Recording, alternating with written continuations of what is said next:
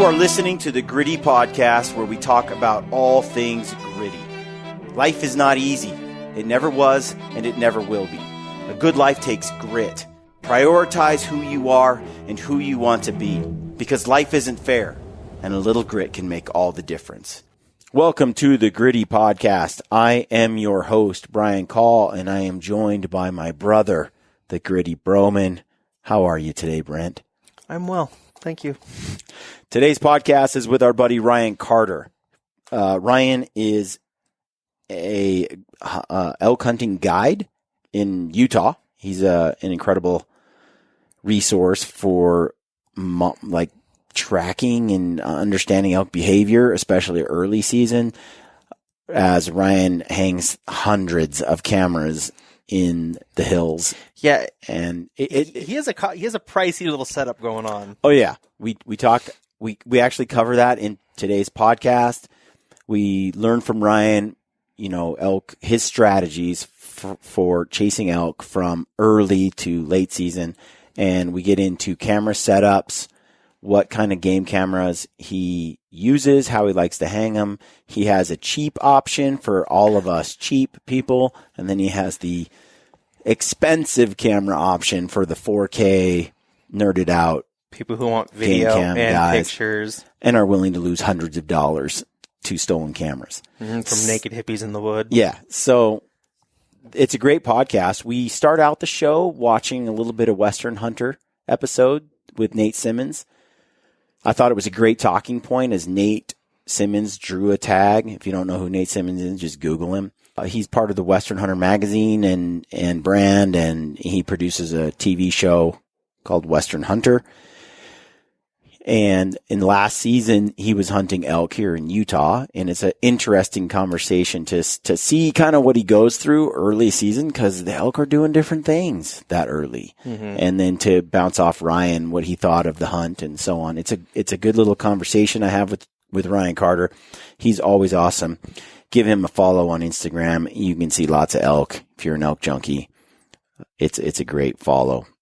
And then, just to move on, before we get into the show, we gave away the Hoyt bow, or it's in the process of being given away. We sent out a newsletter last night. This show will go up sometime this week, but we sent it out Sunday night. And we check your email and watch the video to find out if you're the winner or not.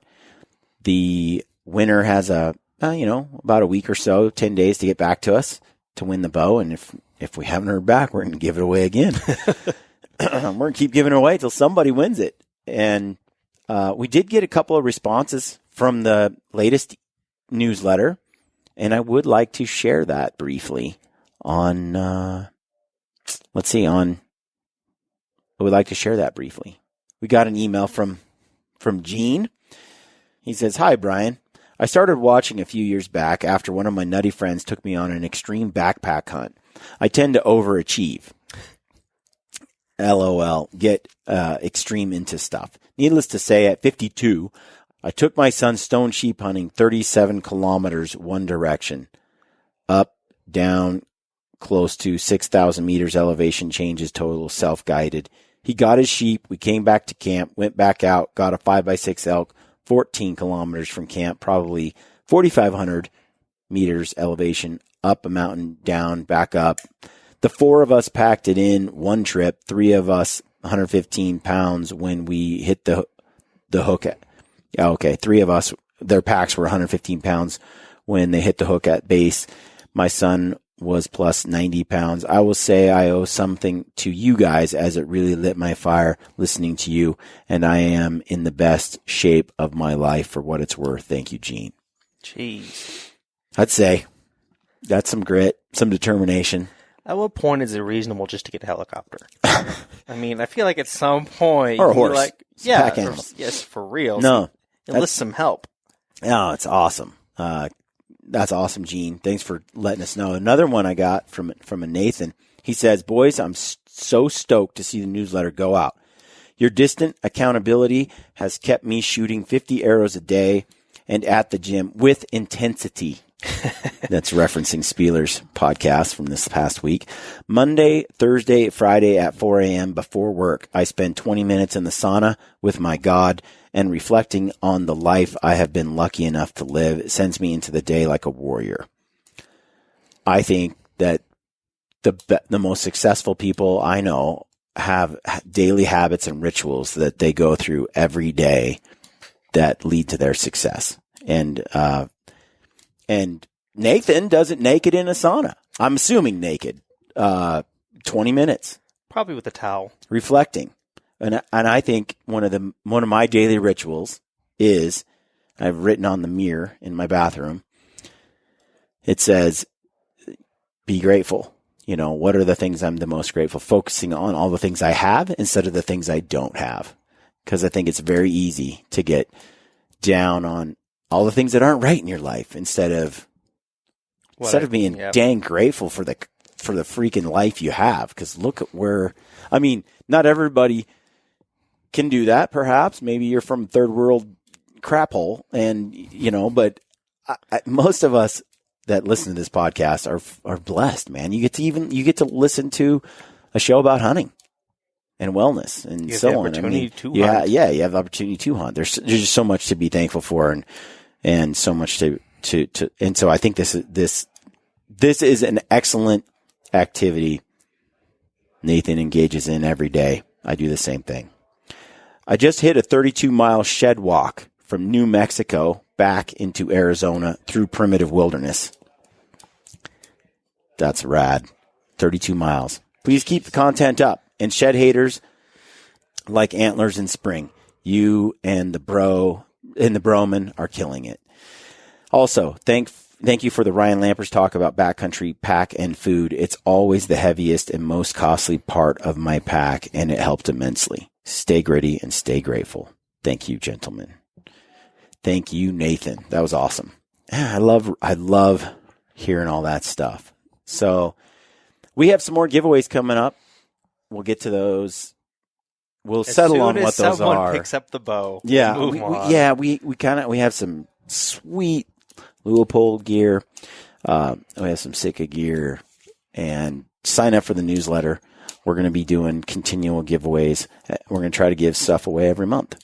So all you got to do to be entered to win is just sign up for that newsletter. We really appreciate that you're signing up and that you're following along there. We want to pass on some deals and discounts. So we do this on occasion. Right now, you can get, if you got a luscious beard, you can go to Baird's Beard Oil, get 15% off. Use the code BAIRDS15, BAIRDS 15, and it is legit beard products. Our buddy Luke over at Head Hangers, if you've got, it's like a skull hooker, but I think better. Mm-hmm. You can use the code GRITTY15, get a discount on some sweet pedestal, I don't know what you call them, like pedestal hooks, and some wall hooks for hanging your trophy mounts and your antlers and horns and skulls. It's pretty cool. And then if you're interested in a canvas cutter, you can get 15%, I think, off on that. That's also the code GRITTY15. And if you haven't checked out Canvas Cutter, you should. Everybody should have one in the back of their truck. It's just awesome. And you can, if you've been following along on my Instagram story, I've been doing grunt workout and icon athlete workouts. I like the programming that Chris Spieler does. He's a good friend of mine, and I've always admired the guy, and he's a phenomenal athlete, and he seems to know. I love his programming. It's kind of just right. If you're really new to working out and getting in shape and you want to get in shape specifically for hunting, I really recommend Grunt Workout. You go to gruntworkout.com, use the code GRNTWORK, and you get a month free. GRNTWORK. And then Corey Jacobson over at Elk 101, if you haven't taken his elk course, you need to do that. And you get $20 off if you use the code GRITTY. So, Brent, I mentioned I have a pet peeve, mm-hmm. and I kind of mentioned it a bit ago, but that's when people focus on all the things that they don't have. instead of focusing on the things that they do, instead of focusing on all the awesome things that are in their life. Because it really saddens me to see people who are not content, because they're always like, I think it's healthy to have a certain amount of ill contentment, because it drives you, it pushes you. Like, I don't feel like I'm good enough at this or that, or I want to be a better archer, I want to be a better hunter. Well, I think complacency is a bad thing. I think being complacent with where you are in your life and not trying to better yourself is, but I don't think it's bad to be grateful for what you do have. Yeah, no, and that's what I'm saying. I think when I see someone who is focused on all the things that they don't have, I look at that and I think, man, there's so much you do have, so much that you are blessed with. There's always going to be people that are more successful, smarter, faster, better, more talented than you. That's just life. But to be content with the things that you have already, to be so grateful for that, it instills in a human a level of contentment that I think brings true happiness to daily. Well, you can instantly, when you meet someone, tell whether or not they're grateful for what they have and what they don't. I mean, you can figure that out pretty fast. And I tend to like the people who are a little more grateful than those who aren't. Well, certainly, I think if you're focused on all the things you don't have, it's very easy to take it for granted. But it's very easy to see the success that someone else is experiencing and resent it. Yes. And come up with a million reasons why they're successful and you're not. Mm-hmm. You know, it's very easy for me to look at someone slaying a monster bull elk, you know, on public land that I've been trying to do for a while, and then go, well, I could have done it too if I XYZ. Yeah, you name it. Or if that person, if I wanted to sell out like that guy, then I could do this. Or do you think that's a form of victimhood or playing the victim? I think I think they run very close. I think it's a natural tendency in all human beings to justify shortcomings by, instead of taking ownership for my own shortcomings and then working on them, I begrudge another person's success and dismiss it by saying I could have it too if I just wasn't a victim. It's like that fat person who says that person over there is only skinny because of their genetics, though they're at the gym 5 days a week. I'm sure that didn't have anything to play with it. Yes. Speaking of which, Brent, you need to work on your fitness level. I went to the gym last week several times. Perhaps you need to also eat differently. I eat just pretty good. Less. Like where? Because you're not exactly gonna run up the mountain here soon, but you should be able to. You were skinny when you were trying to get your wife. Then you got married, and you sort of were like, It's not that I went. She's married. She's stuck with me now. I wouldn't say it was quite like that. No, I just got a job. Oh, you're gonna blame me?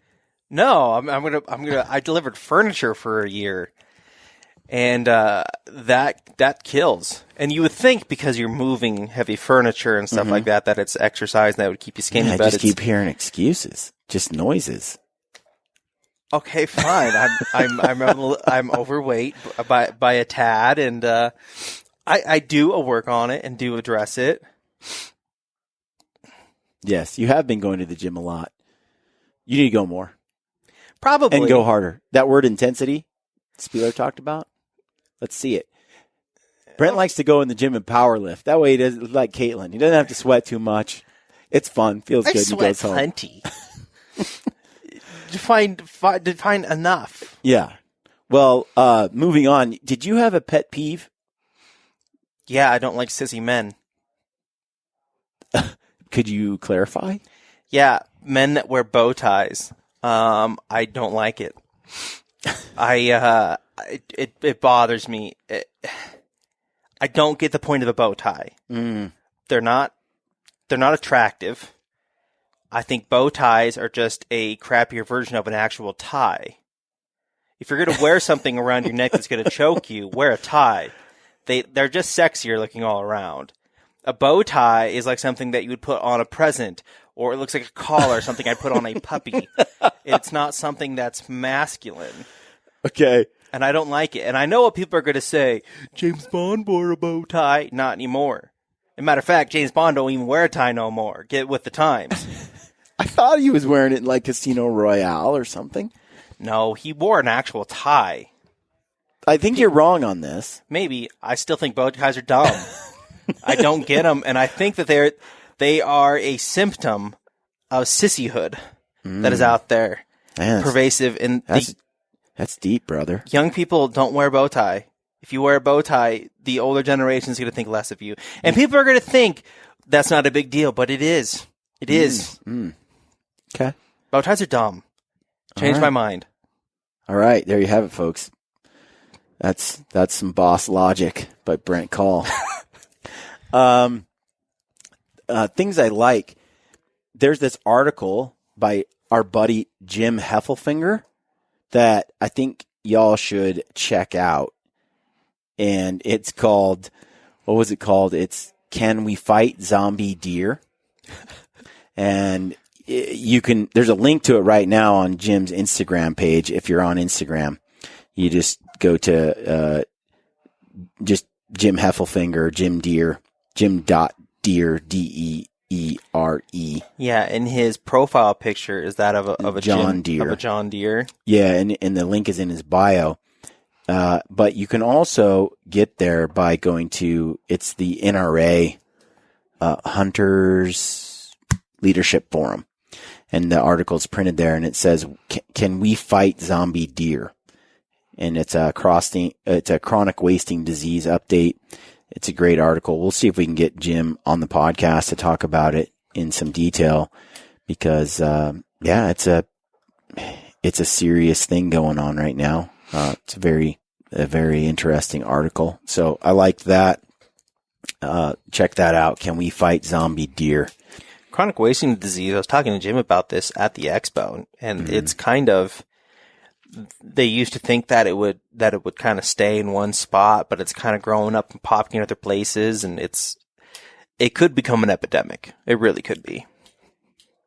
Yeah, it's crazy. If you look at this map before 2000, and then as of January 2019, you can see where chronic wasting disease in free-ranging deer is detected, and it's pretty much the entire. It's marching its way west, but just hasn't quite got all the way over. But it has definitely moved all over. So it's an interesting article. Check that out. And then today's workout. So Saturday, try this one on, folks. Try this workout. Saturday, I did burpees, handstand push-ups, and sit-ups. And the rep scheme was 10 of each, and then 9 of each, and then 7 reps of each, on down to 0. So 10, 9, 8, 7, 6, 5. Yeah, so you do 10 burpees, 10 handstand push-ups, 10 sit-ups. And then you do 9 burpees, 9 handstand push-ups, 9 sit-ups. And then 8, 8, 8, 7, 7, 7 till you are done. See, the reason why I think CrossFit has become, or is as successful as it is because it became a place for all you masochists to gather together. You know, it was a place for y'all to hang out. I think it's because it's random, fun, and effective. And a little masochistic. You Perhaps. like to beat yourself and see where it goes. Today's workout is going to be good. I'm doing something that's on the Icon Athlete page, an Icon Athlete programming. It's 30 thrusters at 75 pounds, rope climbs, 20 thrusters, rope climbs, 10 thrusters, rope climbs. That'll be cool. A little mixture there of push press, full body, thrusters, a great exercise, and pulling, climbing. So, Brent, before we're almost done here, we have the mailbag. We don't want to get into it too much, but you were talking about Letterkenny, and you said F and A, and you were saying they say the F word, but then they abbreviate the A, which I assume was A for ass. Yeah. Now, a bunch of Canadians wrote in and said, no, you're getting it wrong. It's A like EH, like That F and made-up A word like that they have? Yeah, like F and A, bud. Like, hey, bud. Like that. They just put it at the end of everything they say. So it's really like it's effing, and then they address their friend.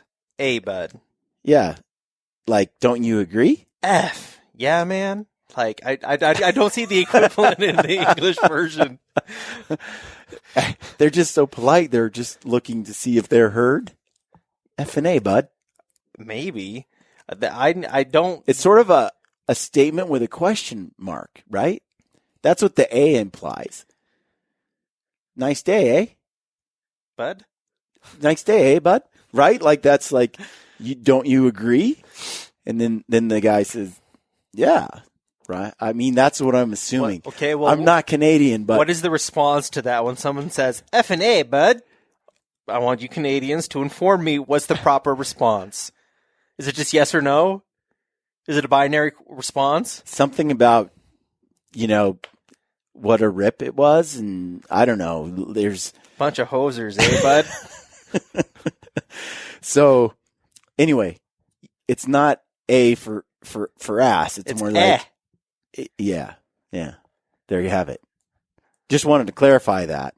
Well, I try to watch it with subtitles, and it doesn't work. Somebody asked me in a couple of emails how much weight I like to hike with and why. I think 25 pounds is a great weight if you are trying to speed walk or hike fast and so I'll hike with 25 pounds, and the goal there is to move quickly, 25 pounds, just to have a light load to get some place quickly. Generally, I don't like to hike like that because I'm not very good at it. Now, then I like to hike with 45 pounds or 50 pounds. And just steady. Just go a nice even pace and see how long I can go at that pace. So it's kind of working two different types. Once you go to a certain weight level, you just can't go as fast. Yeah.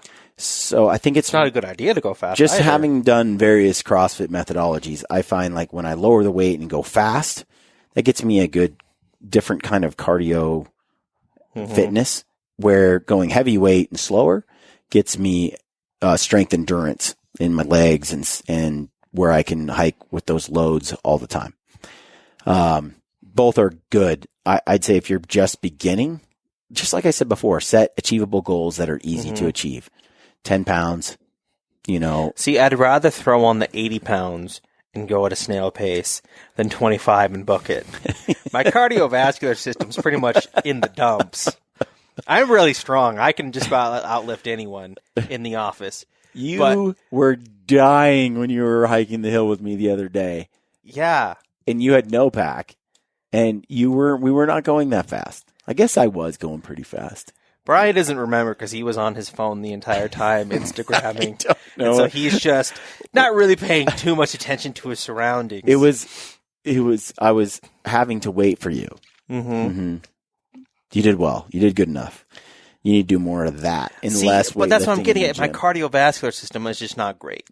That I would like to make better. There's a lot that's not great. You need to work on it. Maybe. Okay, final news. San Antonio, Texas. Our Gritty Film Night is coming. Our Mountain Ops Film Night is coming to Texas, San Antonio, and you can get tickets. If you're signed up to the newsletter, there's a link in there to get tickets. It'll be up on the Mountain Ops event page on the mountainops.com/events. It might be done by the time this comes out, so check it. Yeah, it might be there. But it's also in the link in the newsletter. And if you're in San Antonio, come and join us. I believe it's going to be shown on May 1st at 6:30 p.m., San Antonio, Texas, Regal Cinemas. Check it out. The link will be in the description of this video as well. Go to briancall.com, podcasts. You can find all our videos there or on our YouTube channel. And, get some tickets and come hang out. We're going to give away gear, bows, clothing, Sitka stuff, Yeti, like you name it. We're going to give away a bunch of stuff. Swag for days, folks. Come on down. And then the movies are awesome. It is a good movie night. You'll laugh. You'll get excited. You'll get pumped. So check it out. And is that it, Brent? Anything That's else? it. That's it. That's it. Thanks for tuning in to the Gritty Podcast. Thanks for leaving us reviews on iTunes. We appreciate those, as always. And enjoy today's show. Stay gritty. All right, folks. Welcome to the Gritty Podcast. I'm your host, Brian Call, and I'm joined by my special guest today, Mr. Ryan Carter. Mr. Regular. Yeah, Mr. Regular special guest. We're bringing this to you on a PD Wednesday. Sweet. And we're going to talk elk hunting with Ryan Carter. I always love it when you come on down to the studio.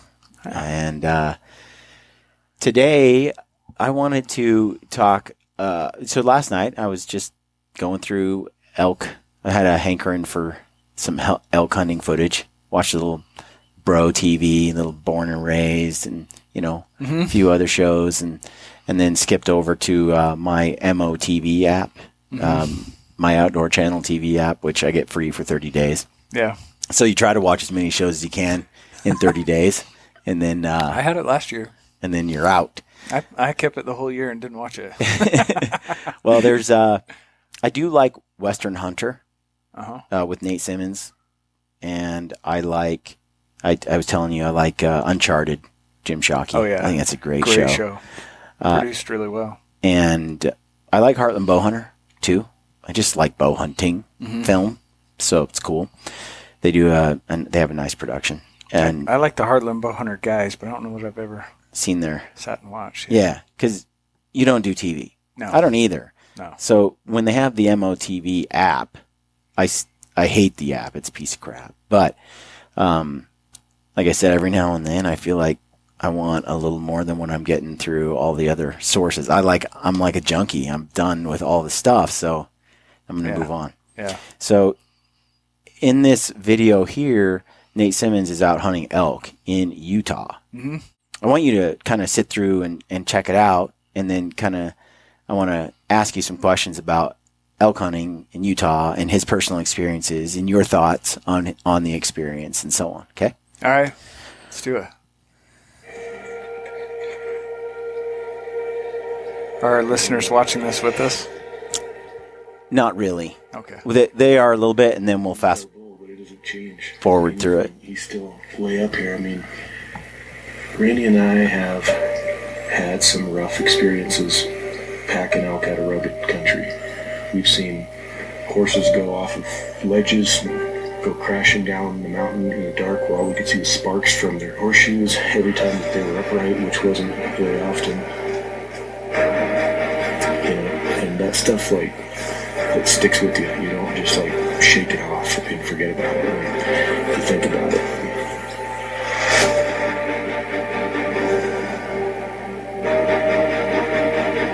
We're getting a little more aggressive.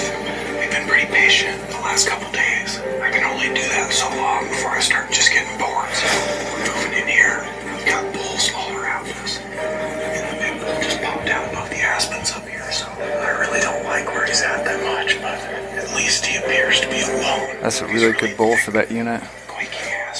Is it? Yeah, triple brow on his left. Yeah, he's a good bull. Just the right spot for everything to work out. That doesn't mean we won't get aggressive. We will get aggressive. If I feel like we got just a sliver of a chance, we're going to make a play on it. Is he bow hunting? Yes.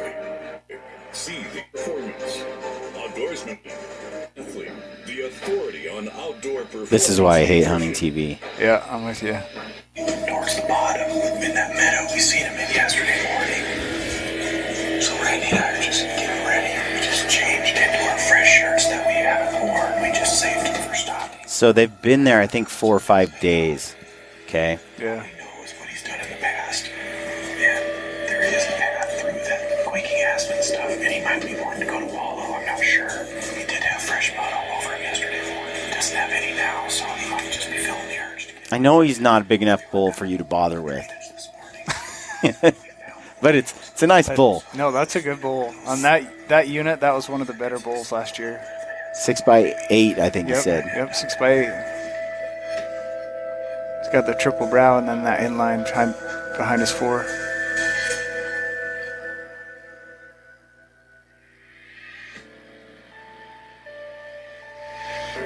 I'm not usually one to fall in love with a single bull elk. Typically, I'm content to hunt for any mature bull that I can get close enough to for a shot with archery tackle. This was different somehow. I'm not even sure this was the biggest bull I've seen on this hunt, but by now, I have tunnel vision. It was this bull or nothing. We have been observing this bull's every move for 4 days now, and just when I felt like I knew what his next move would be, he disappears into a sea of aspens.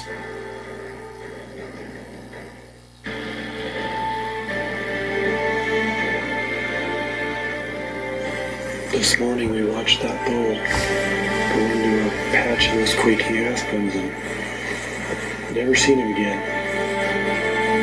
Pretty disappointing. 3 days in a row, I feel like we got stood up by that bull every evening. Our time's up, we gotta leave. Randy and I gotta get up in the morning and hit the trail and get out of here. Come back after the rut's kicked in. So, the hunt's not over with, but I can't help but to be disappointed. That was a pretty awesome bull. It's going to be hard when I come back to be happy with another bull, but the odds of me finding him again are slim to none. We learned a lot just in this 4 days of hunting and 1 day of scouting. But one thing that we've learned that kind of sucks is that we don't know where any cows are. We haven't seen one single cow. All bulls. It kind of has me a little bit worried. If there's no cows, there ain't going to be any bulls. I mean, unless maybe they move into this area or something. But pretty cool to get to see them that close. Don't always work out. And this is like the longest I've ever went on a deer or an elk hunt without getting a stock in. I didn't even have to use my wind checker one time. Like, we never got close enough to really have to worry about the wind. Kind of weird. I mean, it's just a different time of year to be hunting elk, but we'll be back. I was really torn. I mean, I was excited to be able to come back later in the season after the rut had kicked in. With all these bulls around, I was certain the bugling would be incredible. But I was also fairly certain that the rutting would take place wherever the cow elk are, and that's definitely not in this particular area. When I return in a couple weeks, things here will likely be very different, and the 6x8 bull will be off chasing cows someplace far from here, with a slim chance of me ever finding him again.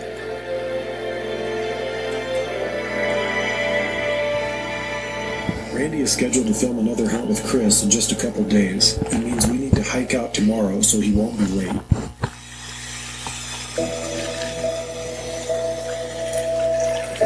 Well, we woke up about 20 minutes later this morning because we weren't planning on doing any hunting. We're sitting here having coffee and just getting ready to have our second cup of coffee, which is a luxury we don't normally get to have. And I glanced over when I was talking to Randy and saw a bull on the side of this hill and just figured I'd check it out. And I can hardly believe it.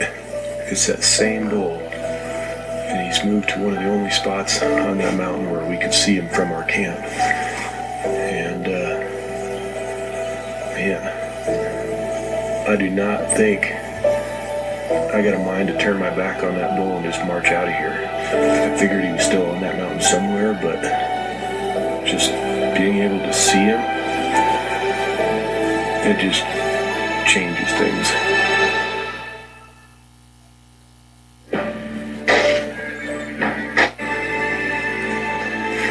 I can hardly believe it. Bull, yards again. You really need to leave at least one stock on this guy. Yeah, they're not trying to have any secrets. Showing off landmarks like that, holy crap. He may as well be filming in my backyard.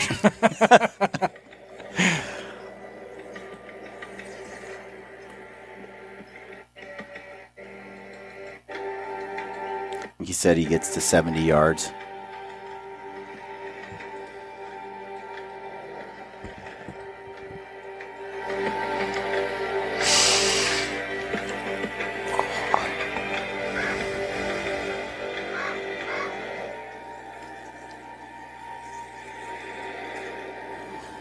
Here's where we have all the after the shot all the filming that happens after the shot weaved in with what happens before the shot.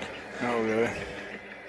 There's not 2 cameramen, so when he's range in, all that's all, after the fact. Which is fine. Helps kind of build some suspense. Yep.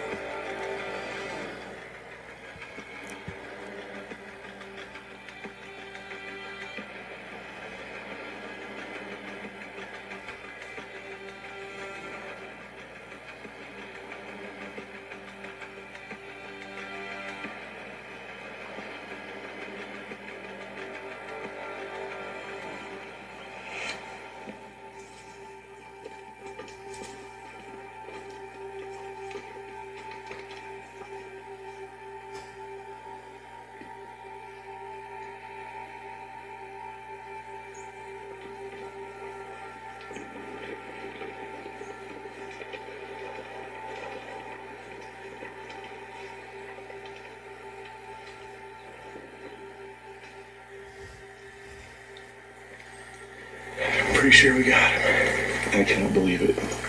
We lost that bull. He worked his way down off that hill into the bottom, and we lost sight of him. And I just told Randy, I said, you know what? I think we gotta just go. And we just started getting a little elevation. I looked back, and he was 80 yards away feeding. And we had just walked through this timber patch, and a chipmunk started going crazy. Kind of sounding the alarm, and I thought, man, that bull's gonna know something's up. The wind was right.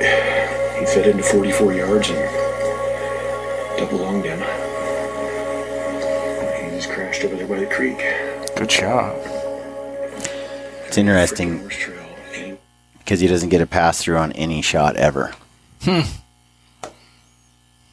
Which I haven't not had a pass through since I switched to the Valkyrie system. And he's shooting Rage expandables on every hunt that he can. And if you put it in just the right spot, it works. Where you put it should have got a pass through. By the way, what do you think of the video itself? It's good. Not bad, huh? Not bad. It's not like overdone or No. It is Utah. And so for people that are listening or even watching and didn't get to see, so let me set the stage. So this is a Utah hunt. Season opens like August 15th? Yeah. And goes to September About 15th? About the same, yeah. Okay. So a little unique of a hunt. Like a lot of Western elk hunts, archery elk hunts don't start that soon. They don't start that early. They don't start till maybe August 24th at the earliest, usually more like August 28th, or they don't even start till September. Bow hunters typically get a rut hunt. Not in Utah. So that's very interesting, right? Because this is a totally different kind of world. A lot of elk hunters plan their hunt around the perfect rut scenario. Like, I want to hit when the bulls are screaming at their most, and then I'm going to run and gun these elk. And we've had this conversation before. You like it, you enjoy it, but if you want to kill a big bull, target a big bull, you're like, give me August 15th. Yep. And looking at this bull in this film, so Nate Simmons goes after this beautiful 6x8 bull. And some things that he said in there that I wanted to get your opinion on, right? Okay. He says it's early season.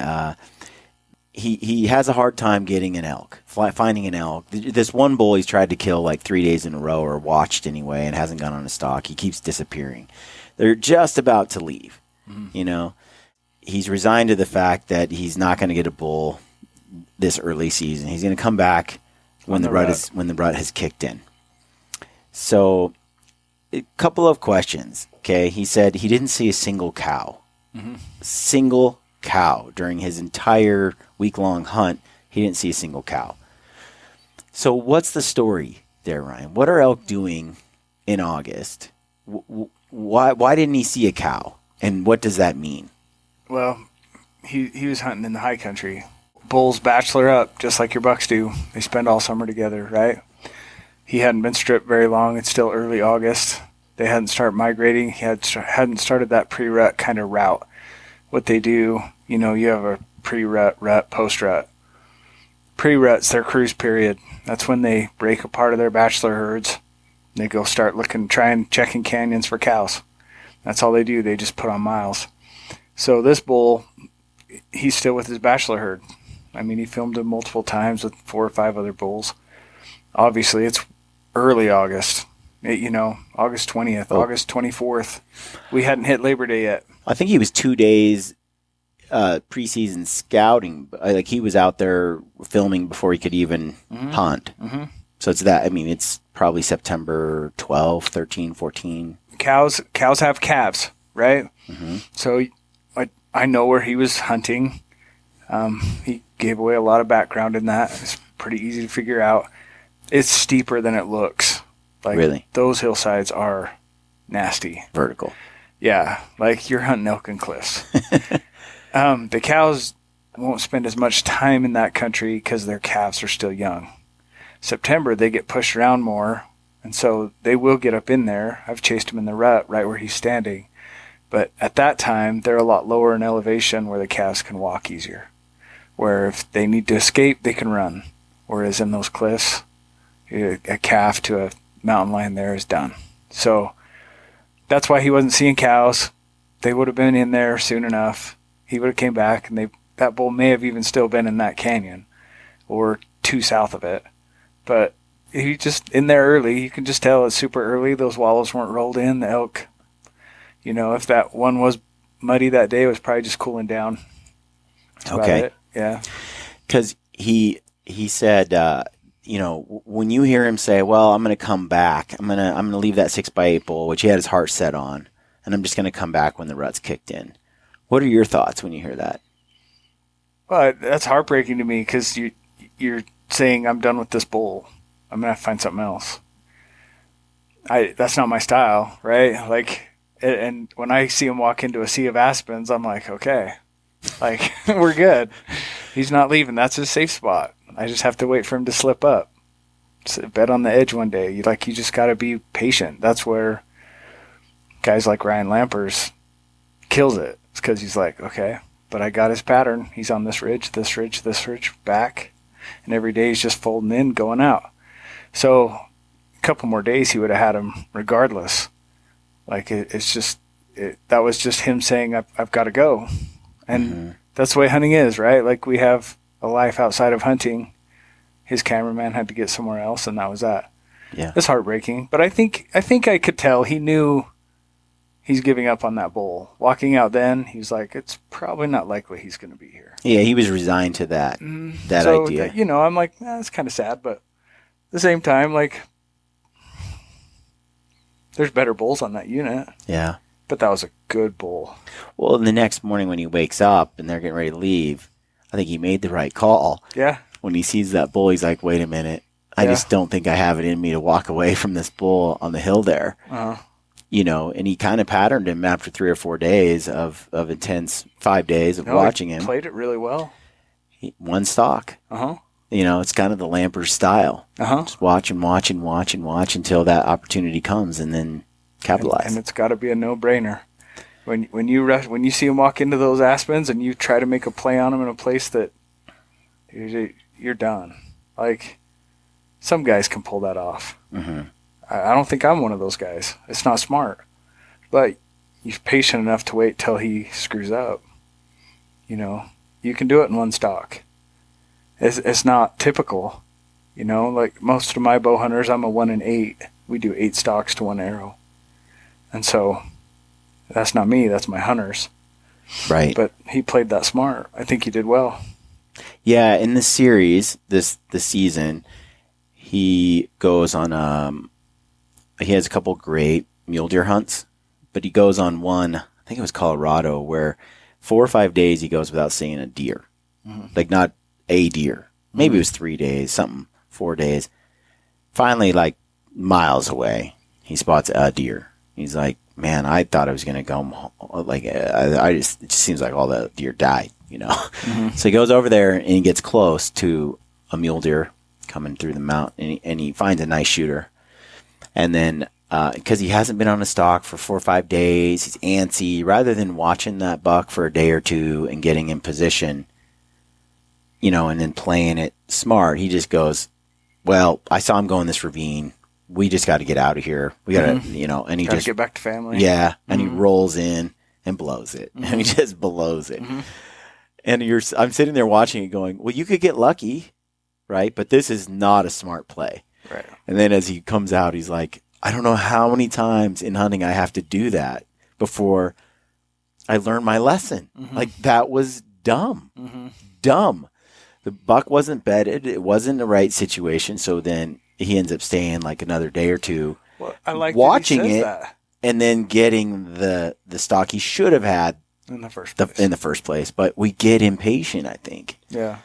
And a lot of guys, they just see it, go for it right then and there. They don't have the idea of, well, maybe I could find this deer in 2 days, 3 days, 4 days. They don't play a long game, really. It's how many stalks can I go on and fail?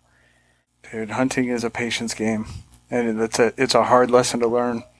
Like that, just like he said, with as much experience as he has, like he still's like, I don't know how many times I have to do this before I learn my lesson. Yeah. Dude, I've been there 100 times. You've been there. Like, it's one of those things. Like, yeah, it's better just hang tight. Yeah. It's a balance, right? You got to be aggressive, but at the right time and in the right way. And it's right. So how many times are you successful because you're like, it's been 3 or 4 days. We've been safe on the wind. I got nothing to lose. I have to leave in the morning, and you blow in there doing all the stuff that you haven't been doing all week, and then it pays off because you took the chance. You were super aggressive. So there's 2 ways to do it, but I think one thing I've learned through observation and some of my own experience is that as long as these animals, it's not rut. A lot of times they're going to be patternable. And if you watch and you're a student of nature, I think you can take advantage of that if you're careful.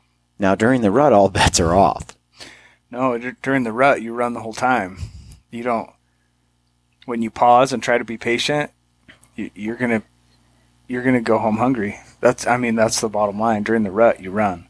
Yeah, it's fine. Elk want to hear noise. They feel safe with noise. When you're quiet, when you're patient, they're like, something's not right here. I'm out.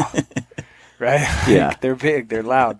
So, for what he was doing in August, he played it perfect. He got lucky to wake up that morning, have that bull in that spot, to walk in at 70 yards. Oh, crap, there he is feeding. That bull was meant to be his. And in my experience with elk, that's the game. It's either meant to be or it's not. So what are your thoughts when it comes to, let's say this 2019 elk season's approaching? A guy has an over-the-counter, or he has a archery tag for, let's say, Colorado, I don't know, Montana, Wyoming, whatever. Season, let's say it opens the first week of September. Do you go down there like 3 or 4 days, 5 days early and scout and pattern and try to get on a bull then? Always. Yeah, even if it's a rut. Like, you want to find where they're at. You want to have an idea of what your age class is. Like, that's important. That's like one of your most important questions. What am I hunting before I even step foot on the mountain? Like, is this a unit that I'm going to be, just shooting any 6-point? Or is this a unit that, like, I've waited 15 years for and I need to go, I'm looking for a book bull? Either way, September 1, they're not in their summer patterns. They're kind of migrating in and out, and you're going to need time. So 3 or 4 days ahead of schedule is going to save you 3 or 4 days into the hunt. And if you trip on one and get lucky, sit on him, right? But I always show up a few days early. Because there's the other option of showing up, September 12th, September 15th, and then hunting 10 days in that window. What does a guy do? Does he go August 27th through September 10th, or does he do September 15th through the 25th? At that point, 15th. It's just like, your pre-rut. Your pre-rut, they're just doing too many miles. There's no pattern. Labor Day's the break for me. Labor Day's when I'm like, I give up. Like, the patterns are done. You're talking September 3rd. Now we're running. Like, let's go have some fun, shoot one during the rut.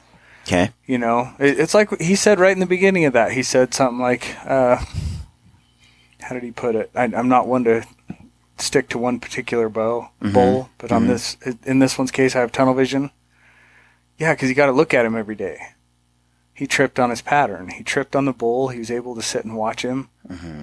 He does what any Utah hunter should be doing that waited 20 years for that tag. So you're saying, though, if he can't find, locate, and kill the bull by September 3rd, the summer patterns are over. Oh. He's going to start wandering and just kind of randomly do stuff, and now it's a different strategy. Between September 5th and September 20th, my bulls will move 16 miles. Okay. Like, it is miles. And then once they're in September 25th, their hard rut or post-rut is going. They're in that spot for a little bit. Okay. Like, they do, whitetails. What do That's they call why it? I like the lockdown. Whitetails call it the mm-hmm. lockdown. They find a little hole where they're away from all the satellite bucks, satellite bulls, and they stay there. That's why I like actually Montana's season going through October. Yeah. Mm-hmm. I mean, I find like I get into more big bulls and they're more reliable. I can locate them more easily, and they're really amped up at that time. Yep. That first week of October is money. In a lot of states, that season has ended by then. You know why I don't do it? Why? I'm kind of a puss. It's cold. It's cold, man. I love it. I love the cold. I know there's very few people I run into. Yeah. They don't like it. Yeah. A lot of bow hunters like the warm weather. But I'm just wondering, some out-of-state strategies on certain units. Does it work for a guy to go the last week of August, even though he can't kill anything, pattern, and then he's got a few days from like August 28th to September 3rd of actual hunting. Yeah. And like this video, that unit is very glassable. I don't run cameras on it, and I'll find bulls, and like it's not what I have to do where I hunt. Yeah. Like it's you can glass and find bulls every day. Because I remember hunting Mount Emily a few times with buddies that drew the tag. Anthony drew it twice in Oregon. Mm-hmm. And there were areas where we could glass, and we did. We found bulls late August. And being able to pattern those and take one before they just start wandering all over, I could see that being a really useful, productive time to be out there doing it, taking out on that strategy. For a lot of guys, though, they love to bugle. Oh, and there's nothing wrong with that, right? Especially if you're not trophy hunting. Mm-hmm. Like, bugling's great. If you're just there to hunt elk and enjoy the rut and the scream, why? That's great. You don't need trophy hunt. What's funny is that video right where he's at is part of where I learned where elk rotate. Really? I'd get up on those points and I'd glass and I'd go, God, wait a minute. Hit this ridge, cross this draw, this ridge, and now he's back. It's day 6. Day 12. Holy crap. Circle. Like all of a sudden I get it figured out. Mm-hmm. That mountain, that spot is where I figured out rotations. Not quite that spot, but really close to it. It's cool. And that's why he played it smart. Like I watched him, I'm like, man, I'm impressed. He did a great job. But that's how you capitalize on Utah, and that's how you trophy hunt Utah, if you can. But if you're hunting a state that opens early September and goes through September, geez, I'm waiting till the 20th. I'm gonna hunt them in the rut. Okay. Like right on the border of that lockdown time. And so, yeah. So here in Utah, if Nate went home What were the odds of him finding that 6x8 bull later in the season? Oh, not bad. Just because I know where he was glassable? at. No, Just because. The cows are just south of there. Like, Okay. he literally probably would have popped down and probably pushed them right back up in. Just because I know that spot. But usually, like, if it was another unit, if he was anywhere where I hunt, his chances are done. He's done. The second he walked off that mountain, game over. You're looking for a new bull when you come back. Okay. What's wrong with that? We're hunting. Oh, yeah. We do it because we like to hunt. But, you know, so, and I think he knew that walking out, and he was like, he made peace with it. Mm-hmm. But, you know, for whatever reason, that bull was meant to be his, because he wakes up and he's standing there in the sun while he's drinking his coffee, like, huh. You know, and that's hunting. I always tell people, elk hunting 60% hard work, 40% luck. Yeah. You have to have both. Yeah. And if you've done both, success always finds its way in. So let's talk about your rut strategy. You know, you're getting in there September 20th, you say, you know, roughly. How are you going to approach each day? Well, I still run an area with cameras. And so I start with areas that produce and post-rut. So I always tell guys, like, don't put in for a rut hunt in a place you don't know. Because really, elk pull into the same basins to rut year after year. As long as the matriarchs aren't getting slaughtered, the cows kind of lead the herd, and they rut in the same spots year after year, a lot of the time. Now, sometimes, you know, a few of the cow herd gets slaughtered out, and they start to shift patterns a little bit, and they'll start rutting somewhere else. But, like, the advantage to hiring a guide on public land hunts is that guy's there year after year after year. He knows where to go. So I'll pull into rut spots and start checking cameras just to figure out which bulls are where.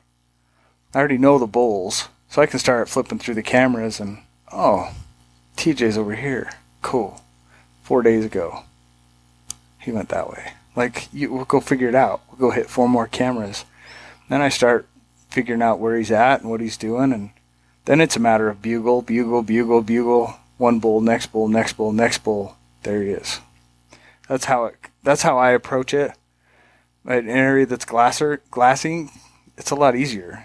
I would think, you know, ridge after ridge after ridge after ridge. Okay, he just turned up 4 miles south. Yeah. Yeah, when we hunted Hell's Canyon area, for example, you know, you can just see them. You just glass. It's open country. You can start to follow what they're doing, and I liked it. Versus Oregon, some of the units there are so dense and so thick you can't see anything. There's no glassing. No glassing at all. Yeah, I'm with you. And in that situation, you know, it's a different kind of challenge. You do like Corey Jacobson. You find a ridge, you glass, go to the next ridge. Or bugle, not glass. You bugle. See what comes back at you. See how deep it is. Go to the next one, bugle. Until you get that, you know, screamer. Or a canyon full of screamers. All right, let's dive in, figure out what cow's hot. So what do you do when it comes to your camera strategy in an area like that? Let's say a guy's going into a season this year and he's got, you know, what are we, April something? So you're moving in, you know, you this is your season. You've got a particular area that you're hitting. How do you go about setting cameras and scouting an area that's hard to glass, but has a lot of elk in it, that's thick? You know, how would you approach it and do your setup? How would you set up your cameras? How many cameras? You know, what's your strategy? If I'm walking into an area I don't know, first calls to a biologist. What's our elk numbers like? What's our age class? Do you have any information as far as areas they like to travel through? What's their migration route? These guys know this stuff. The bad thing about it is a lot of them will tell 10 people the same canyon. So, but even at that, like I have one canyon where I hunt, I don't go into because the biologists tell everyone that's where the elk are. They're just, people just funnel in there. And it's fine, but again, those people aren't familiar with the area, so they follow the trails. Very rare do they branch off too far from the trails and then turn around right when it gets dark. I'm familiar enough with it, I can outplay them because it's easy. I'm more comfortable off the trail. But you talk to your biologist. That's one of your first plays. Take those canyons and information he gives you. Then that's when I go straight to maps. I'll spend some time on Google looking for water sources. Then I start looking for benches. Elk in any state, in any place, on any unit, elk travel benches. If there's some route that you can see a bench on this ridge at 8,300 feet and a bench on this ridge at 8,500 feet, they're kind of cruising like this. If I can find water in between or water below, elk move down at night and up in the mornings. So it's just basic. And then it's all footwork. Footwork's the hardest part. Mm-hmm. You can do the maps, you can talk to the biologist, but you've got to get in there, check for rubs, look for scrape lines, look for previous rut activity. So how are you going to leverage cameras? Well, cameras come with water, cameras come with food, cameras come with benches. So I'd keep cameras in my bag, but I wouldn't drop a camera until I found the information I need on the ground. Okay. Right? So a wallow or some kind of heavily hit spot. You can tell it's a bedding area. You'll see 10 rubs from where they've laid down and rubbed through the day. And, in those kind of areas, then you want to find a pinch point, right? If there's not a water source, but it's a bench and you can tell there's lots of beds, and you can start looking for trails and look for pinches. Okay, I've got a 10-yard pinch here. I'm putting a camera. But that information comes after experience, 20 or 30 miles of footwork. Yeah, okay. Easy. Because you don't want to invest in a camera in a spot you're not going to get back to unless you know they're going to be there.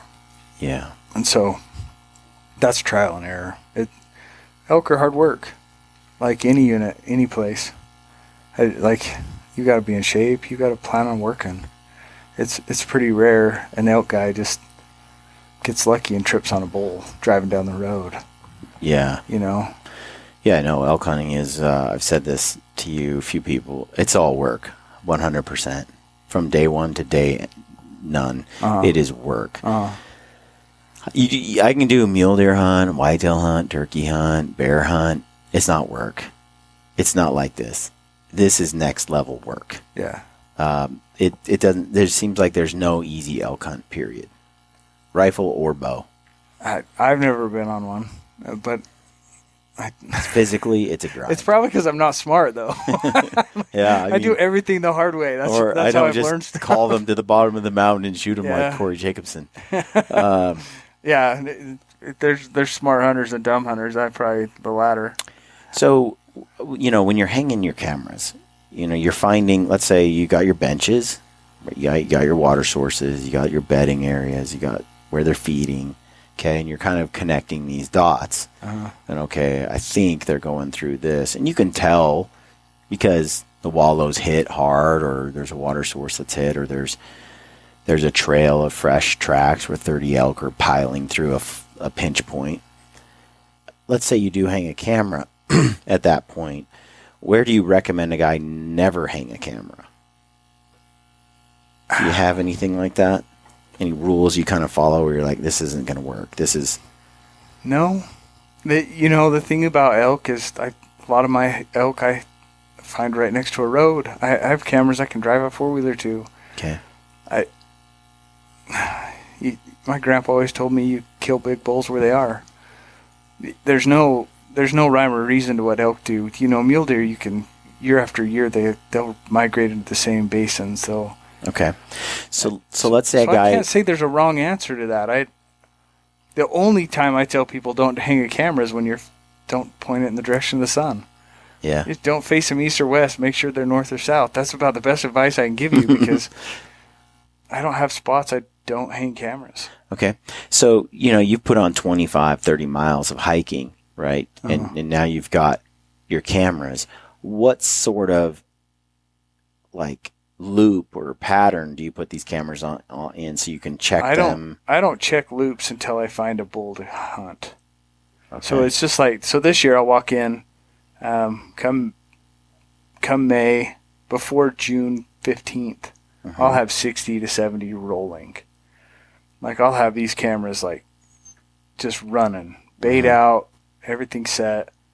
Once I start going in late June, early July, that's when I start nailing down which bulls. Okay, this canyon's got this bull, and this canyon's got this bull. And what you're doing is you're just hanging cameras to see what's there. You want to determine age class, and you want to determine, like, what you want to hunt. Is there any rule of thumb, like you hang it and you leave it there for a week, 2 weeks, 3 weeks? Like, how often do you go back and check? I don't get to my cameras maybe every 6 weeks, but Okay. I'm running a lot. And so you give them time. Mm-hmm. They kind of marinate there for a while. Because that was one thing I wondered is your going in and out of that area No. affect their patterns and does it spook them out of a spot? I've jumped elk and had them in there 3 days later. I don't think elk aren't whitetails, man. Okay. Like, there's no spooking them and having them run the country. They have their patterns. They're like, I don't like that smell. I don't like the look of you. I'll run over here, and then they'll turn right back and go in. I've never had issues with that. Okay. With elk. And when you say bait, what are you putting out? And is it specific state to state? Like, I think there's some rules in some states where you can't put something out. Yeah. There's a lot of states you can't do bait. There's a lot of states you can do bait. You can't hunt over bait. Utah, you're not technically supposed to hunt over bait, but there's no actual, like, rule that holds any water. So, but the thing about elk, there's not a bait that will keep them harnessed. Yeah. You know, It's kind of like black-tailed deer. It's dense, it's thick, and in Oregon, you can throw down apples, you can throw down salt, you can throw down different things, and it's like more power to you. Those big bucks, they just don't hit it. And if they do, it's not reliable. It's Right. like, hey, yeah, there's some apples here. I'm going to eat them today. Mm-hmm. They may not come back for another They're not month. coming back. You know? Yeah. So it's as far as something older age class, it definitely brings in does and fawns. I think they need a food source that gives them calories densely. They have to feed the babies, and so they're willing to come in, I think, to food sources that a big buck just won't do. Mm-hmm. And elk, before they peel their velvet, right? Mm-hmm. Salt. It doesn't matter what kind. I mean, all of them work. None of them don't work. Some work better than the others. You can Critter Lick, Trophy Rock, Whatever. Morton salt. I don't care. They'll hit it. Salt will never bring them back. It's like you can only have so much salt in your diet before you're like, I'm done for a week Right. or two, right? Right. But it brings them in front of the camera. Yeah, it gives me a good picture. Yeah. That's what it does. It gives me some video, and I can go, okay, yeah, he's weak on this side, he's good on this side. It gets them to pause for a minute. But it's not bait like I'm going to bring them in every day. It doesn't work that way. Elk aren't, especially trophy elk. They're not like a bear. Right. Yep. So, Okay. yeah. And so, it's been 6 weeks. You've hung camera. You're just trying to find out what's in the area. That's a long time for a camera to be out. What sort of batteries are you talking about? What kind of camera are you typically using, and why? Yeah, 6 weeks is no big deal for any camera. A year is a big deal. I run lithiums. Okay. Lithiums don't freeze. That's the biggest reason. They say they last longer. They probably do. Any decent battery, an Energizer battery, does well. Even alkalis. They'll, in certain cameras, they'll still last a year. The problem I have with alkalis, it freezes. And so lithium doesn't. Gotcha. So if I want my camera to last, Yeah. I want a battery that's not going to burn it up. Because the second those batteries freeze and thaw, the battery acid ruins your camera. Done. Okay. So I don't risk crappy batteries. I only run lithiums. And they'll run for a year. It always depends on cattle traffic for me. Okay. If I get cows moving through those cameras, I'm done in a What brand? What are your favorites? I run Energizers. Not batteries, cameras. Oh, cameras? Oh, I'm a stealth cam guy. Are you? Oh, yeah. Okay. They have a 4K camera, runs video and pictures at the same time. What model is it? At the DS4K. DS4K? Uh-huh. How much do those cost? About $300 a piece. Dang, Ryan. Yeah. That's a little steep. Yeah. It's a little steep. I don't want to leave $300 hanging in a tree over a wall on public land. And by the time you put a Class 10 card in it, and lithium batteries, and a cable lock in a box, and I'm probably, and I get kind of a discount, but even at that, I'm $420 a camera, and I run a lot of them. Yeah. Okay. So, if a guy were less committed than you, what's another brand of camera that you might recommend that's like, say, sub $100 or just over? I still run all stealth cams, and I run almost all the cameras. So you can get P series cameras for $65 on Amazon. Okay. And they're a great camera. The G series cameras are awesome. If I'm just doing straight pictures, I run the G series cameras, and I run the nicer G series. They're a no glow 45. So the reason I run those is because I don't get that nighttime burnout picture, where you're just getting kind of a white deer or white elk because the flash is so bright. You do the no glows, and it's actually a picture. And some of the new cameras, I'm getting color at nighttime, which is pretty cool.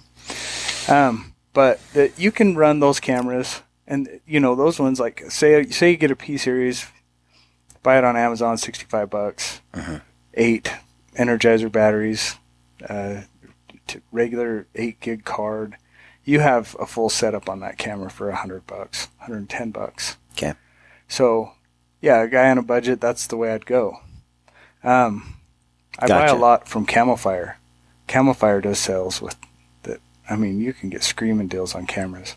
Packs of them for $100. Okay. And so I buy a lot from those guys. Okay. So it's been up 6 weeks. You're going back in. You're checking cameras. Your goal is to just find out what's there. Okay. Let's say you find out something is there. What do you do next? So I got a bull I like, or 2 bulls. Then if I'm on a budget, I take a bunch of my cameras that weren't doing good, and I move them all into that area to try to figure out what this bull's doing. Like, my goal is to find out his rotation if I can. And top priorities, find out where he's daylighting the most often. Just like any whitetail hunter would do, right? Yeah. You want to find, because it's not like they only move at night. Especially during the summer. The days are too long. Elk have to have water. So he does daylight somewhere. Yeah. So I want to find the area he daylights the most often. Okay. And that's how I target that bull. And then I tree stand hunt. So that's when I start putting tree stands up. That's how I try to figure out these bulls. But urinary you can glass, like Nate was doing. I like tree stand hunting. I do too. I feel like it presents a very controlled shot.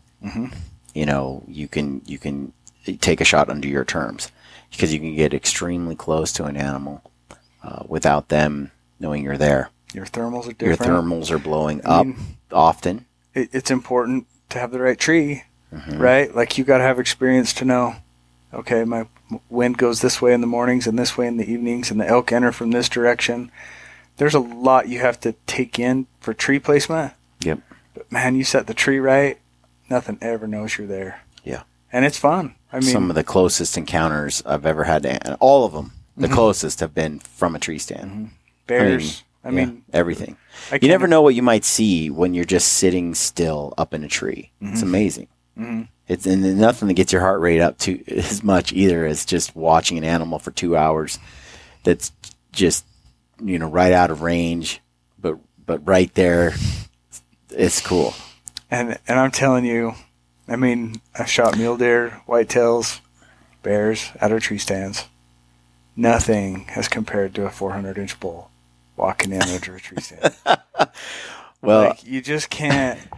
You can't even comprehend the amount of antlers coming. You're just. I can't say I've experienced that, Ryan. Can't say. That is cool. So, what's your idea? I mean, what are your thoughts on this scenario where A lot of Western guys don't think tree stand. They really shy away from it. Uh-huh. Would you tree stand during the rut then? Are you tree standing all the time? No. Okay. Tree stands are you need to be mobile in the rut. Okay. So tree what stands you only work on patterns. Okay, right? so you're talking about patterning. You figure out there's the bull you want, then you're doing more to see where he goes, what he likes to do.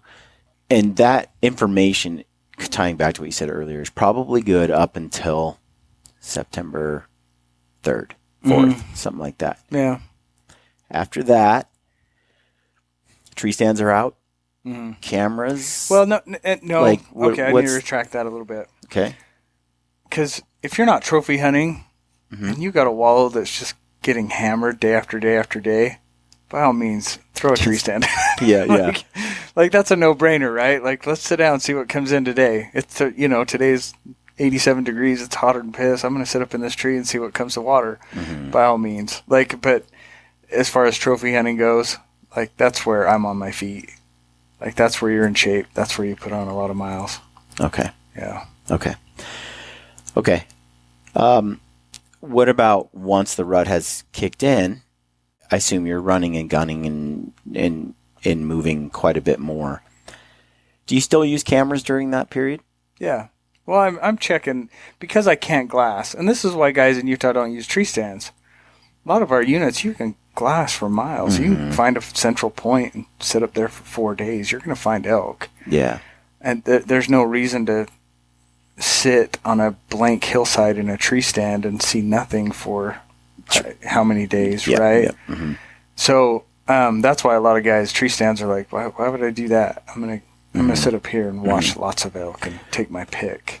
Right. Well, the camera during the rut seems like there's going to be certain areas where elk are going to roll through as a herd, and stay there maybe 3 days. Yep, and then move on, and getting some idea of how often that happens during the rut gives you some confidence, I think, like you said, to stay on just a wallow that just seems to be centralized where it gets hit all the time, and you're not trophy hunting, you're just trying to get an elk.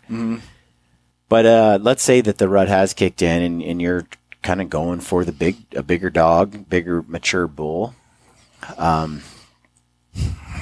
What does Ryan Carter do then? I don't sleep very much. I literally, I get up at 4 a.m, spend the first 2 days driving and bugling. Get on a point, bugle. Get on a point, bugle.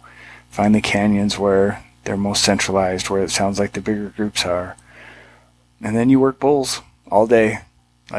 Even the hot days. Unless you have a full moon, typically elk run all day. So what are your thoughts on driving to these calling points and ridges and calling versus getting out and hiking into some areas and calling? Well, I can cover more ground with a car, right? Have you found it to be more effective? No, because a lot of times they'll hear the car and not bugle. But if you're in a canyon that's hot, by all means, okay, so I've got elk in this canyon, in this canyon, in this canyon, nothing called in here. I'm going to start here today, and you'll work that canyon. I've been hunting elk a long time before cameras were around. Yeah. That's the way we've always done it. And yeah, you can blindly go out and hike a big central ridge and bugle off each sides and work down it starting 4 a.m. and get going. But the only reason I'll do a car if I can, if I'm in an area that I'm not backpack hunting, by all means, you cover. Yeah, I was going to ask, how many miles do you think you could cover bugling from a vehicle versus on foot in a given day? 20 miles versus 3? That's a big difference. Yeah, that's what I say. People, that's been my experience too. We drive. It's the dirty little secret. Phelps, everyone I ever talk to, they get in their car if you can. Sometimes it's on a bike, right? Where there's no motorized vehicles allowed. 4-wheeler. I didn't mean specifically a car. Yeah. But some kind of mode of transportation in a road system. You cruise that, and you just bugle every few hundred yards until you get a response. Even if a bull's asleep, if they're rutting, they will pipe back. And we have found that has been far more effective in finding bulls during the rut.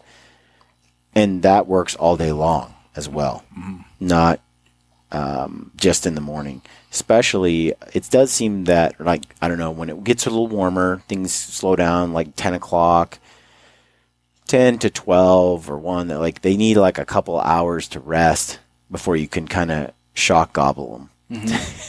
While they're in bed, like bugle and get them to bugle back. Yeah. But often 12, 1 o'clock are some of our best times to get a bull to at least bugle just once. Dude, daytime kills are probably my most effective kills during the rut. Once they've all, I'm not running so hard. They actually bed down. The bull still bugles from his bed. You just keep your collar centralized on the ridge behind to where the bull feels comfortable. He's not going to push his cows away. You just bugle every 40 minutes and he bugles back. Well, during that 40 minutes, your shooter is advancing, wait. He bugled again. Okay, I'm close. I'm going to move a little bit more. All of a sudden, you're in on him. It might take 2 hours. But those daytime kills, if you're already on a bull, you know which one you're hunting. Man, those can be effective. I think that's when we've killed almost all of our elk are in the afternoon, daytime, middle of the day. Yeah, 1 p.m., 2 p.m. when most guys are in camp taking a nap. Yeah, it's hard to intercept them in the morning when they're leaving there. Like you said, they come down to feed at night and they move back up in the morning. Yep. Well, trying to intercept them as they're leaving to go to their bedding area in the morning is tough. They're moving fast. They're getting away from satellite bulls. Usually they're moving with the wind in their face. So you can't get in front of them. And then trying to keep up with them from behind. It's impossible. And then the other option is them coming down. And sometimes if they're pressured, they don't even bother coming down until after dark. And again, you're dealing with the same problem. They're moving down while the wind is in their favor. Yep. So it's a challenge where in the afternoon, man, if you can figure out where they're bedded in the afternoon, you can it's like a bedded mule deer buck that's found the shade for the day and isn't going to move for the next 4 or 5 hours. Now you can actually move into position, get to where you need to be. The hardest part about that is the wind. Yep, always the wind. That's why I prefer hunting. Once the wind settles, it's not rising as much. It's not falling. It swirls. Yes, and so if you got a herd that's high country and is going to play and is going to bed up high, then I think you have a much more predictable wind pattern, and that's when you can get after them. That or they bed really, really close. We've had a lot of success killing bulls in the middle of the day when they're in a steep, narrow, dark canyon because, again, those thermals stay consistent. They'll blow down right along the creek bottom. And as long as you stay right next to the creek bottom, you're good. Your wind's just sucking down. And then a lot of times, even if you get in there at 1, you're sitting on that creek bottom, but your wind's kind of starting getting shifty, you just wait. Yeah. Because eventually they're going to walk down to you. Then you're back to your patience game again. When you were talking about bulls bugling from their beds, I have this video, I think from like 2012, where I was hunting elk in Arizona, and Anthony and Ben were calling for me, and they were up on the ridge way back there, and I just moved in by myself. Actually, Ben came with me. He's running the camera, and this bull just bugle for bugle just bugles back, and it didn't sound like a huge bull, but you never know. You never know. And so he was staying in this spot, so we just quaking aspens everywhere. There's a lot of we just moved in on him while Anthony bugled to him. Anthony was a long way back, but this bull just, and we found when we pushed in, sometimes they go quiet. So we just left Anthony back. So we just relied on our own stealth. And with those aspens, I could sneak in on him pretty easily if he just pinpointed his location for me. I ended up not shooting this bull, but he was a 6x6, and he literally was laying down sideways, antlers on the ground. And every time Anthony bugled, he would bugle, laying down. Like, he didn't even bother to get up, didn't bother, and his eyes were closed, and he just like, and he just sit there. And then as soon as Anthony bugled, he just sound off. I never seen anything like it.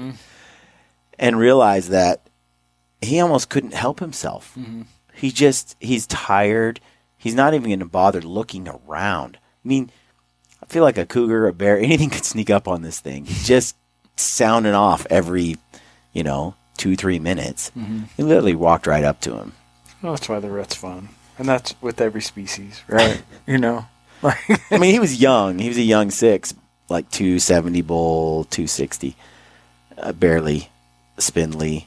But, yeah, dumb. Yeah, they Dumb. can't help themselves. They got to be a part. They want their chance. Which is a different ball game than trying to shoot one of those old bulls. Yeah. Which I haven't done that much. I mean, I've killed a few, but Yeah, big old bulls get stupid too.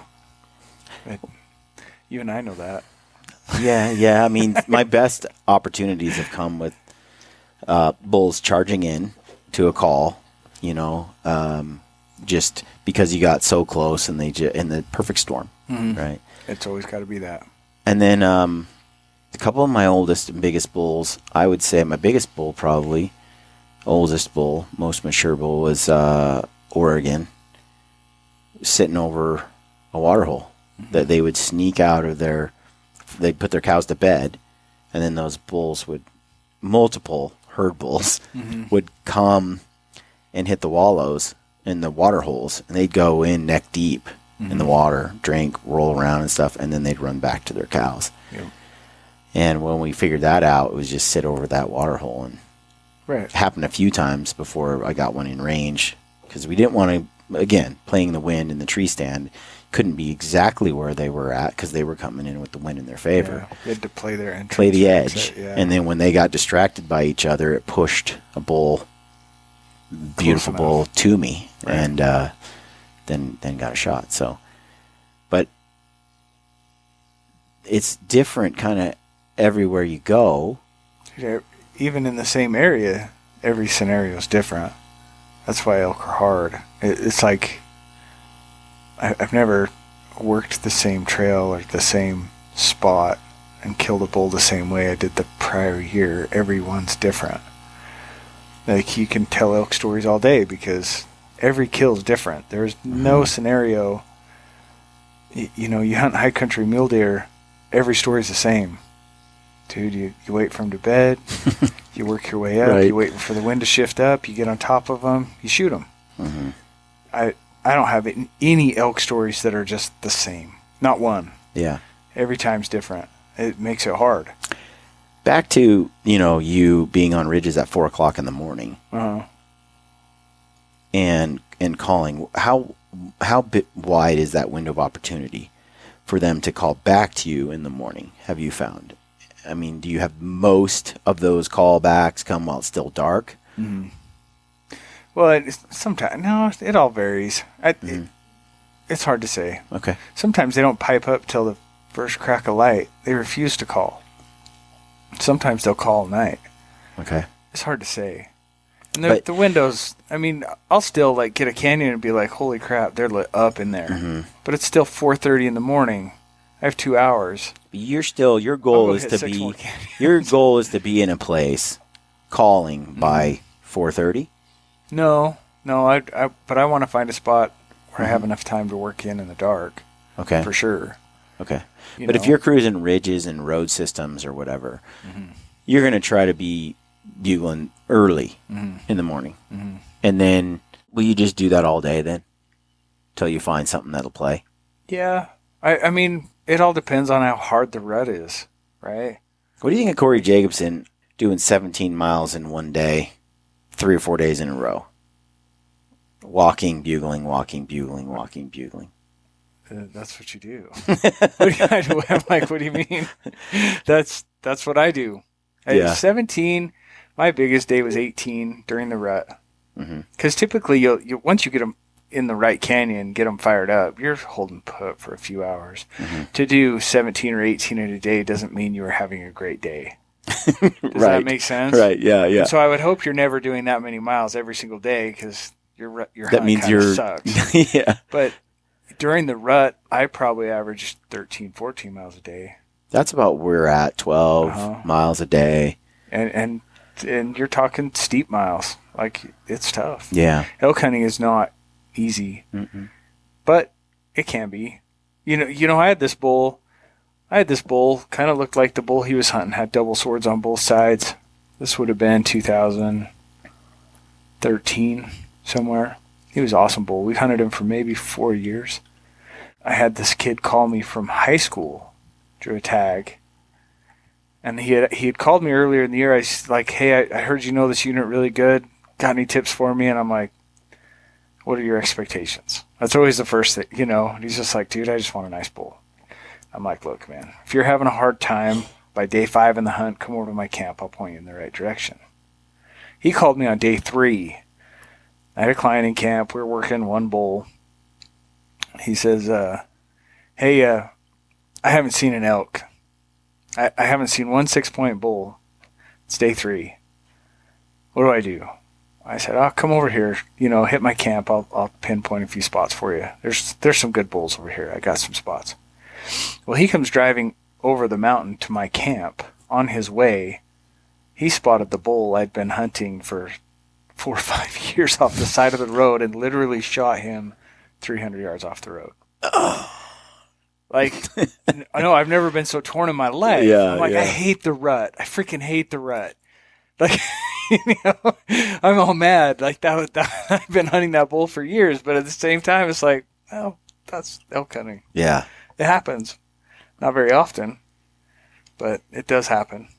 So when you do have a bull respond during the rut, like you're doing the ridge thing, you're bugling early and so on, what's your approach to closing the deal? Well, elk make noise, right? Mm-hmm. We went over this a little bit with Corey and Phelps and Lampers at that expo. Yeah. Right? Mm-hmm. So callers always, you know, during the rut,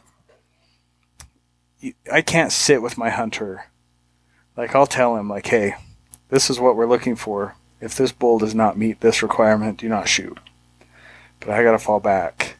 Mm-hmm. Like, you know, a good caller always knows how to set up. You take the wind and you take the location of the bull, and you've got to set up between the shooter, the wind, and the bull, and you've got to try to pull him in before he starts doing the runaround. Before he circles. Yeah. Now, I typically won't keep calling. I'm not a caller. I am not Corey Jacobson by any means. Mm-hmm. Now, I can call, and I'm decent. But what I am good at is sounding like an elk. I'm loud, I'm stinky, I'm old, I'm easy. So once I got the wind right, once I got the bull into the right spot, Mm-hmm. dude, I use sticks, I break branches, I walk really loud, but at a distance. I make sure he can hear me 100 yards away. Okay. Enough to where he's starting to do his sneak in. Yeah.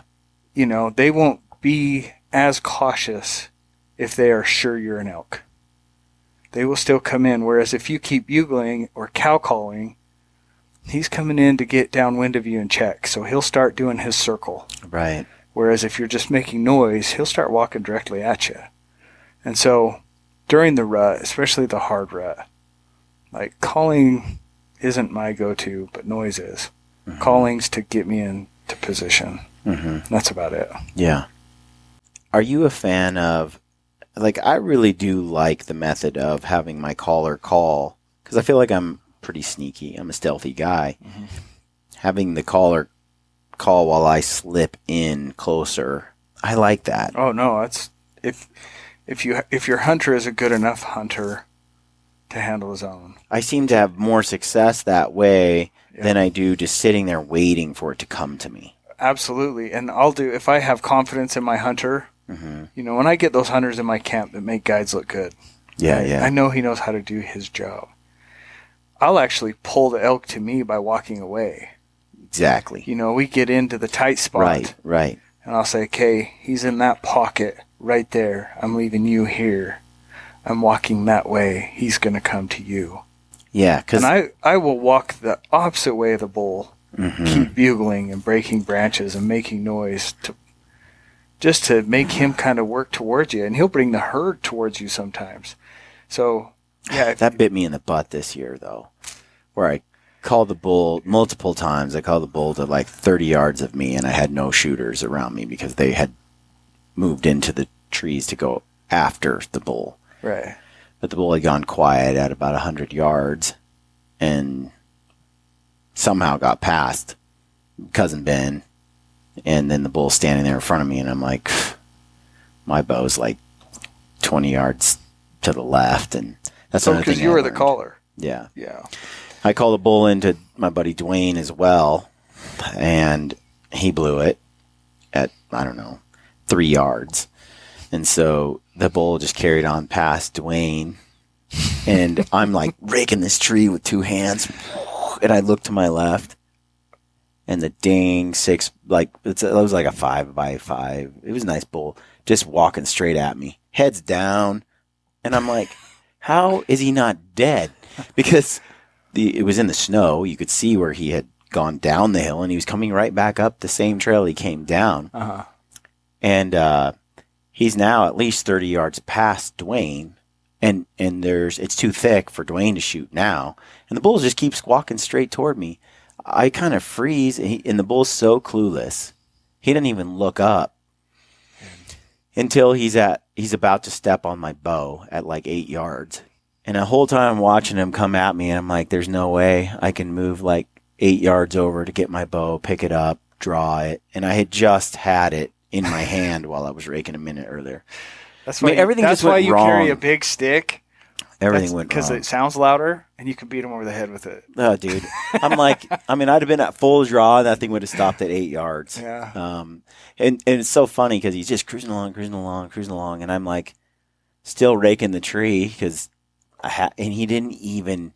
And then at 8 yards, he looks up, 10 yards or so, and he's like, wait, like I've been hearing an entire herd right here, and I see no elk. Something's not right. He didn't even really see me. Yeah. He just it just dawned on him like he didn't. It's like he didn't even think about it. Yeah. And that's what I needed.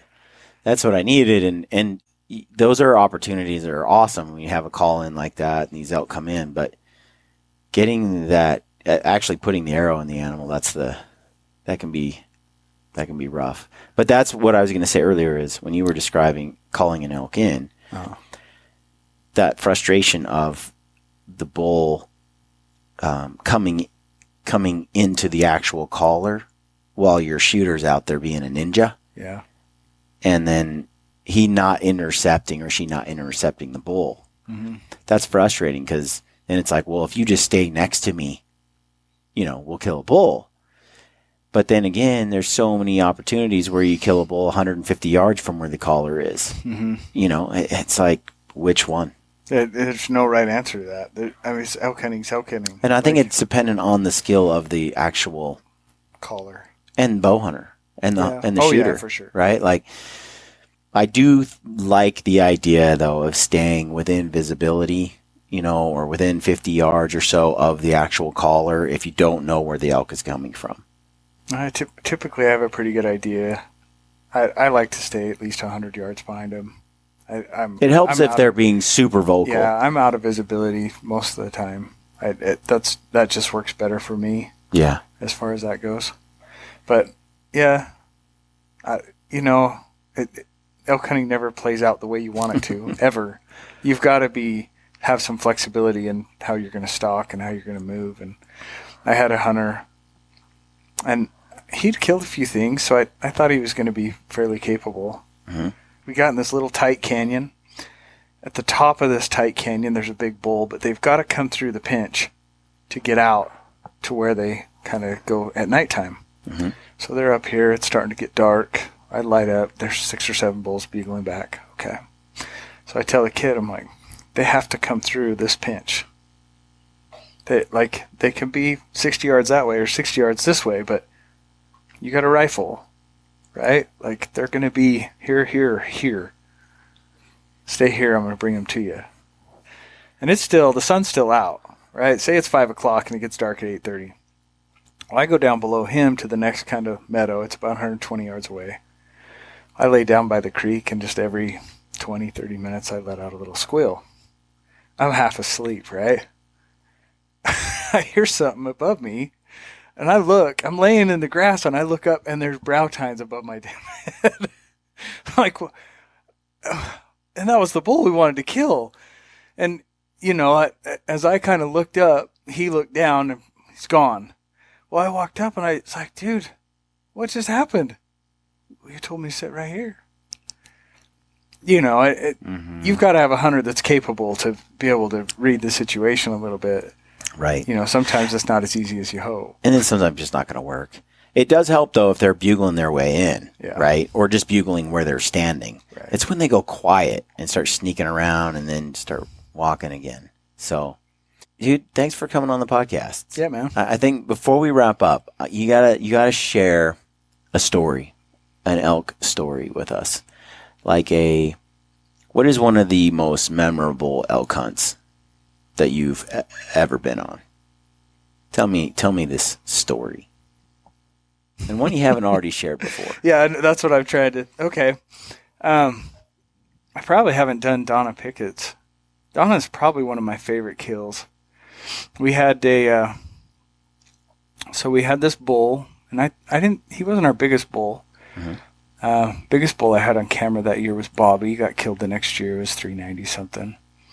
I had this bull kind of hanging right by a main road. I filmed him all summer there. I knew a couple guys were watching him. So how I hunted him with her is I set her up in a tree stand on his exit for opening morning. I said, look. When you say exit? Like where he's going to get away. Right? Once these bow hunters come in and try to make a stalk on him, because they will, most guys are like what we talked about. They don't sit and watch him for a couple days. Right. They're like, there he is. Go. Get the wind and go. Right. Which is fine, but it rarely works out. So I set her up in a tree stand on his exit. Yeah. Just like I thought, that morning there's all these bow hunters in there. Nice thing was the bull wasn't there. Like, okay. Cool. So I go get her about 10 in the morning. Say, that tree stand's only for mornings. I'm going to take you up hunting this other bull. And she almost shot Bobby that night. Bobby comes working in on her tree stand, 116 yards, right when she can't see her pins. So she gets out of tree stand, hikes out, which was awesome. Didn't scare the bull away. Yeah. But I wasn't with her. I was back in that canyon looking for the other bull, and I was thinking he was like 370s. Well, I had him at 90 yards. Come out of this little ravine, came walking under me. I filmed him. Okay, there he is. I know where he's going. I went back to camp. She's like, I saw Bobby. He was coming in. He is awesome. I'm like, okay. Well, I got this other bull. I know where he's going. Way out in the cedars, there's a little seep. It's tiny, but it's the only water source down there. That's where he's going. Tomorrow morning, that's where he'll be. But we're going to have to get up at 3 o'clock in the morning to get out there. Well, you can sit Bobby's stand again, but that's an evening spot. Okay. Let's get up at 3. I'm like, you sure? She says, yeah. So 3 in the morning, we get up, we hike out, way out in the desert, get on this little seat. And I have spotters watching for us. Well, we get sitting on this seat, and there's no elk. Nothing. Oh, no, we had a spike come by at like 20 or 30 yards, but we're sitting out there. And you just in a blind, or you just on the ground? No, we're just on the ground. Open? Yeah, we're just out in the open. I just, I know which way the wind's going. I kind of set up on the seat with where I think the elk are going to come. I have spotters sitting, and they're like, dude, there's no elk today. There's nothing down here. And there's usually 30, 40 bulls in there. Okay. We're just going to hang tight because nothing has hit this seep this morning. Like, he's got a water. He's here. He'll be here tonight. We're just going to hang tight. I have plenty of food, plenty of water. To get back out, we wouldn't have got out till evening anyway. Well, it was about 8:45. One of my spotters gets on the radio. Hey, I just found him. Like, you're kidding me. He goes, no, you're not going to believe it. He's only about 80 yards from you. I'm like, what? He's like, he's right there. There's some tall oak right below the seat. He's laying in it. What? I'm like, you're sure it's him? He goes, yeah, I can see the triple brow on the left. So wait a minute. Sweet. Okay, keep going. I won't interrupt. Well, so at that point, the other spotters come and join him and her husband. And we're sitting on this seat. And within 10 minutes of him spotting him, the bull stands up. He's like, Ryan, he just got up. What's he doing? He's walking your way. Cool. So I grab Donna and I get her set up for the direction he's coming. Wind in our face, seep to our right. Like everything's perfect. Well, he comes in, gets about 45 yards, and stops, starts raking a tree. Now Donna, luckily I'd set her up against this little pine to where she couldn't see him. Her back's to it and the bull's behind her. But I'm sitting there watching this bull rake a tree for 40 minutes and watching him at 40 yards rather than 1,000 yards. I was like, holy, this bull's a lot bigger than I thought he was. So he's raking that tree and she can hear him, and I just keep giving her a thumbs up. You're good. That time allowed her to calm down. You know, she knows he's there. Yeah. Finally, I turned to her. I said, he's coming. Bull starts coming in. She sees him, gets an opening, draws. It was earlier than I thought she was going to shoot. I was actually surprised she drew. I'm like, oh, crap, you know. She draws, put a shot on him. Donna's 4'10". Maybe. If she's 5 feet, I'd be shocked. She shoots 45 pounds. She was shooting a gold tip warrior, which is like the arrow my kids shoots. But her Brian Cook had done her arrows. He'd set them up with an insert, weight forward. Okay. He's a smart guy. He'd set up her arrows perfect. She 12-ringed that bull. Now, I don't remember if the shot was 27 yards and he ran 23 yards, or if the shot was 23 yards and he ran 27. But he died like that.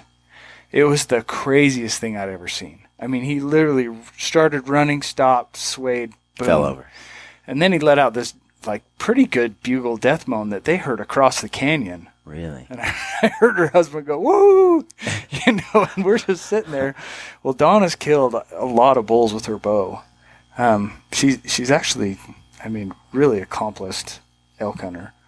Man, I turn and look at her, and she grabs my arm, and she can't say anything for a minute. I'm like, are you okay? She's like, no, I got to sit down. I'm like, well, he's already dead. Like, let's walk over. She's like, no, I can't walk. Like, I got to sit. It's a lot of adrenaline. So we just sat there for 10 minutes and played through it, and it was pretty awesome.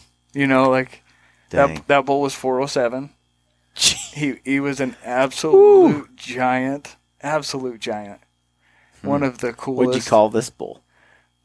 I didn't have a name for him. No way. I only name bulls that I watch year after year that actually that I think are book type bulls. Yeah. I don't name bulls that are 350. Even just though the ones you're tracking. 350 bull is a nice bull. Yeah. I never say one's not, but I don't track those bulls. Right. I get their pictures and I'm like, he's pretty. Let's see how he comes in next year. Right. You know, but once they start getting that book class, then I'll start going, okay. Once they get a name, they might die. Right. Like they're on the list, and the whole reason for naming animals for us is so that we can refer to them. Totally. So that we're sitting in camp, hey, we're going after Bobby this day, this guy's going after MJ, this guy's going after whoever. That's why they have names, because you can't call them all this 6x7 and so canyon. Right. Like, it doesn't work that way. That bull didn't have a name. He was just kind of he's a nice 370 bull that if we have to, we'll go kill him. So that bull never had a name. We just call it Donna's 407. 407. Jeez, Ryan. Yeah. So was he there the whole time? Yeah. Like all day? Yeah. I mean, it was only 9:15 or so when we shot him. But he had been there in the night. Oh. And you just laying there. Yeah. I just played it smart. Like, that's where patience plays off. Like, we did have the wind in our favor when he was bedded below us. You know, her husband was with my spotter at the time going, you guys ought to slip down and try to kill him. Yeah. I'm like, there's no sign in this water that they've been here yet. He's got a drink. Yeah. Like, I think we're better to stay where we are. The wind's in our favor. I can't say it, like, I'm not this, like, awesome guy, but I do have some experience, and that's where experience paid off for me at that moment. It was because I was like, I don't think that's smart. He's going to come. We're going to wait. Yeah. Got food. We got water. Let's just sit. Yeah, we're cool. Me and her will just sit here, hang out, tell stories, play cards. You know, that's That's elk hunting pre-rut. That was August 18th, Dang. 2017. Huh. That was the second morning opening weekend of the bow hunt. Works sometimes. Yeah. Yeah. Sweet. All right. Well, folks, yeah, if you don't follow Ryan, you should. You should go out on Instagram. That's where Ryan puts all his big bull pictures. And your Instagram handle for folks listening is Ryan_DC Outfitters. Ryan, RYAN _DC Outfitters. Yeah. On Instagram. And any other way they can reach out to you? Is that pretty much? That's the best way. That's the way. Like, I have Facebook and I have a bunch of platforms, but Instagram's probably the one I respond to the most. Okay. Yeah. Sweet. It's all shed pictures right now. They're kind of gay. Yeah. Well, the scouting is about to kick in here soon. And Yeah. You'll start. No, we just bought ramping up. We bought one of the archery tags last week down in southern Utah. In fact, this Kyle Ostrin's coming back. I love Kyle. Kyle's awesome. He's going to come hunt with me again. Trying to get a nice, fun pig hunt or something scheduled with Kyle. Good. He's good times. Kyle's fun. He's a good human. He's a character. Mm-hmm. Do you know what I mean? Like, oh yeah. He's there's no one else like him in the whole world. He's just got his own, and it is just, he is one of those people that you meet in your lifetime and you're like, I like this guy. He's inspiring. He's very straight. He's successful. I like talking with him. I like getting advice from him. Me too. Good man. He made a hell of a shot on the black bear in BC when we were with Primitive through like the gnarliest brush.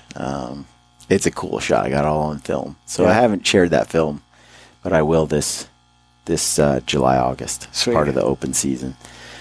And it's a cool video, and just to see Kyle, come home with a beautiful bear is cool. Kyle's a good dude.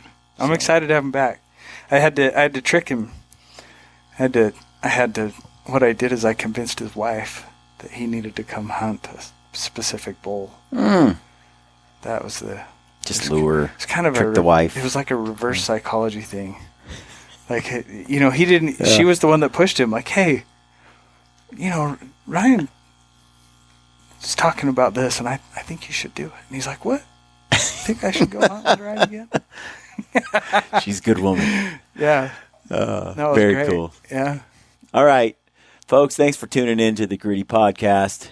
We appreciate all the support you give us. Give Ryan a follow. And as always, stay gritty, friends.